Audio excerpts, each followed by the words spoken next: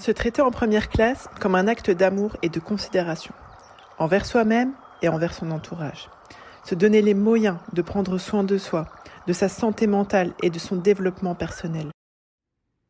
Bienvenue dans ce 8e épisode du podcast Se traiter en première classe.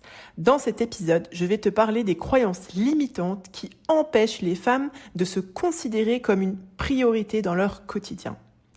La première fois que j'ai pris l'avion avec un enfant, avec mon enfant en l'occurrence, j'ai vécu complètement différemment de quand j'avais voyagé, entre guillemets, sans être mère. Pour ma part, je pense que lorsque tu n'es responsable que de toi-même, les choses sont peut-être moins anxiogènes. En tout cas, c'est sûrement le cas si toi aussi tu as un cerveau que tu aimes, certes, beaucoup, mais qui peut aussi se montrer très taquin. Je ne sais pas si tu connais le syndrome de Spielberg. Alors, je plaisante souvent avec les femmes que j'accompagne. Quand je parle du syndrome de Spielberg, ce que j'entends par là, c'est que je suis en train de te parler de cette capacité, avec des grosses guillemets, qu'on peut avoir à imaginer des scénarios rocambolesques et surtout super flippants. Moi aussi, je peux avoir cette tendance #anxiété. Mais honnêtement, je trouve ça tellement désagréable à vivre qu'en général, je coupe direct. C'est un des avantages, on va dire, d'être une psychologue qui connaît un petit peu les mécanismes cognitifs, les mécanismes de pensée, etc.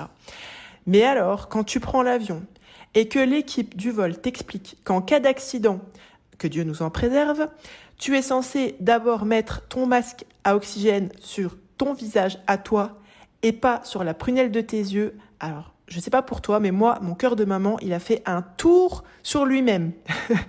Je pense que les femmes, on est programmées pour prendre soin des autres. C'est vraiment inhérent à notre nature innée. Par conséquent, quand une chose, en apparence, fait objection à cet instinct maternel, ça peut créer des bugs et nous rendre hyper enclines à nous oublier complètement pour prendre soin des personnes dont on se sent responsable. Je considère que le conseil qu'on nous donne dans l'avion, et il est vraiment à l'aune du positionnement, de la posture mature et confiante qu'il est préférable d'avoir dans l'équilibre entre nos différentes casquettes de femmes, y compris celle de maman. Dans ce podcast, je voudrais te donner quelques pistes de réflexion pour que tu puisses mieux comprendre ce qui t'empêche de commencer par toi pour donner encore mieux. Pour ce qui est de notre analyse des croyances limitantes qui t'empêchent d'être dans cette démarche, souvent, on va pas se mentir, c'est la peur. Et c'est une peur ce sont des croyances limitantes, entre guillemets, qui vont se cristalliser, si je puis dire, sous forme de peur. Et souvent, chez les femmes, surtout quand tu as à cœur de prendre soin des gens qui sont autour de toi, tu as cette peur, en fait, d'être égoïste. On a peur si on commence entre guillemets à se mettre en priorité, à penser à soi, etc., qu'on va tomber dans une autre extrême en fait, l'autre extrême qui est de l'inverse, si je peux dire ça comme ça, le contraire de s'oublier, genre de devenir complètement égocentrique et mégalo. Et souvent cette peur fait que, pour vraiment être sûr qu'on reste dans nos valeurs de générosité, etc., on s'oublie complètement. On pense que penser à soi, ce n'est penser qu'à soi. On confond en fait ces deux principes, si je peux dire ça comme ça. Également, une croyance limitante qui a la peau dure, si je puis dire, c'est le fait de penser que le sacrifice au détriment de soi est méritoire. C'est d'avoir cette conception, en fait, que pour être une personne valeureuse, pour être une femme de valeur, il faut être dans le sacrifice. Alors, bien sûr, quand on a des enfants, quand on a une famille, quand on a des personnes de qui on est responsable, on sacrifie du temps. On sacrifie de l'argent, on sacrifie de nos biens, on sacrifie de beaucoup de choses en fait. Il n'y a pas de problème avec ça. Mais quand ça c'est au détriment de notre propre personne, là, qu'en est-il en fait ? Je pose ça là. Également, on pense que souvent, on n'est pas légitime en tant que personne. Parce que on a vécu des expériences qui nous ont fait penser qu'on n'avait pas de valeur, pas de légitimité, que notre dignité, elle n'était pas très importante, si je peux dire ça comme ça. Inconsciemment, on a cette idée qu'on n'a pas de légitimité. Donc, en fait, pourquoi se donner de la priorité pourquoi se donner du crédit, en fait, si finalement, on n'est pas légitime en tant que femme, en tant qu'être humain.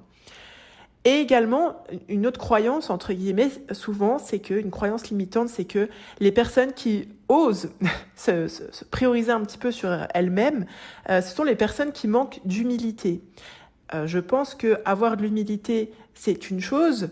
Encore une fois, se sacrifier et faire le déni de sa propre personne, c'en est une bien différente. Également, une croyance limitante qui pousse les femmes à pas se prioriser, en fait, à se faire passer en dernier, c'est cette idée qu'on peut toujours encaisser plus, qu'on est capable de mordre la poussière, qu'on peut on peut encore prendre sur soi. Jusqu'à quand, en fait? Jusqu'à quand? C'est, encore une fois, je pose ça là. Et souvent, c'est parce que tu te dis je peux le faire, bah tu le fais, en fait. Mais certes, on peut prendre sur soi, c'est-à-dire on continue de vivre, en fait. Mais est-ce que ça nous profite sur le long terme, dans tous les sens du terme, humainement, spirituellement, religieusement, physiquement, dans tous les aspects, à voir. On peut en discuter. Également, la croyance limitante qui fait que souvent on porte pas la priorité sur soi, c'est quand on s'est construit en mode les autres ont plus besoin de moi que limite que moi j'ai besoin de moi-même, en fait. C'est très lié au fait de penser qu'on peut encaisser plus, mais souvent quand on est en mode un petit peu syndrome du sauveur, on va pas se mentir, et qu'on est vraiment on s'est construit dans son identité en mode je suis là pour les autres ont besoin de moi, ils peuvent pas faire sans moi, bah forcément, et je pense que c'est une manière entre guillemets détournée de pas donner de crédit à sa personne, en fait, de mettre un peu les choses sous le tapis. Dans cette croyance limitante, justement, les autres ont besoin plus de moi, ben on se zappe, entre guillemets, complètement, on zappe ses besoins, en fait. Et également, alors ça, c'est entre guillemets, les deux derniers points, c'est un petit peu des exclus, si je peux dire ça comme ça, 2022. Mais je me suis rendu compte, notamment en accompagnant les femmes sous un mode différent au sein du campus, du bootcamp MAPSI Campus, c'est que souvent, et c'est pour ça d'ailleurs que j'ai mis au point cette méthodologie, c'est que souvent les femmes, elles sont en mode, c'est pas pour moi, en fait, c'est pas à ma portée. Elles ont cette idée que quand on prend soin de soi, quand on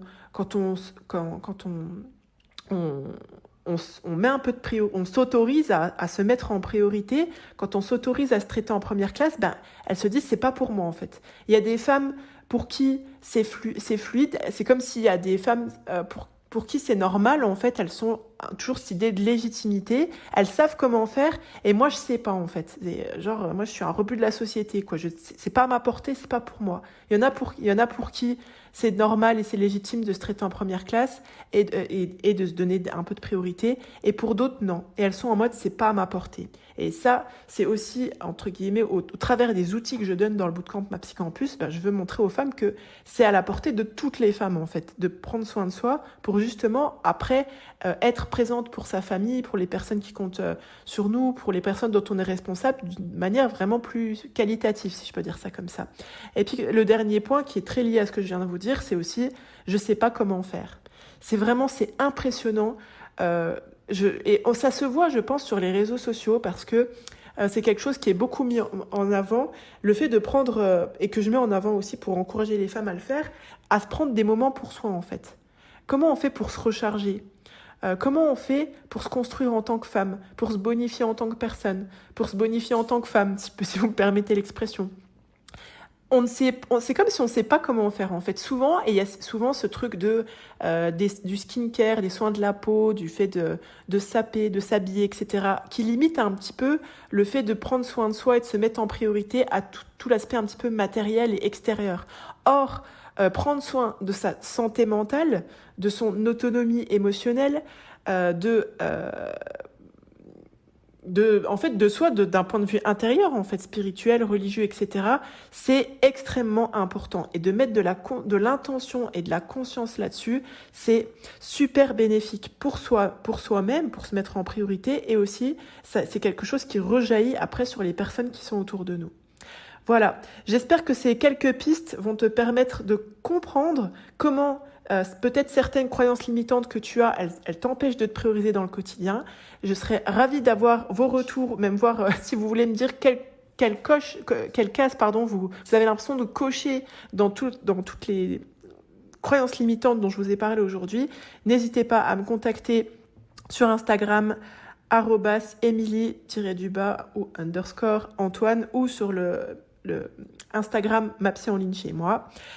Pensez bien que vous êtes la première personne à bénéficier du crédit que vous accordez à votre existence. Encore une fois, j'aimerais beaucoup avoir vos retours sur ce podcast. Vraiment, c'est toujours un plaisir d'avoir vos retours, de savoir comment vous vivez les choses, de savoir comment ça vous apporte. Je vous remercie beaucoup de votre écoute. Rappelez-vous bien sûr de partager ce contenu et de vous abonner depuis la plateforme que vous êtes en train d'utiliser, de laisser une note, une review sur cette même plateforme ou un petit commentaire si vous passez depuis YouTube. Et bien sûr, si ce contenu vous a permis de vous traiter en première classe. À bientôt, bye bye.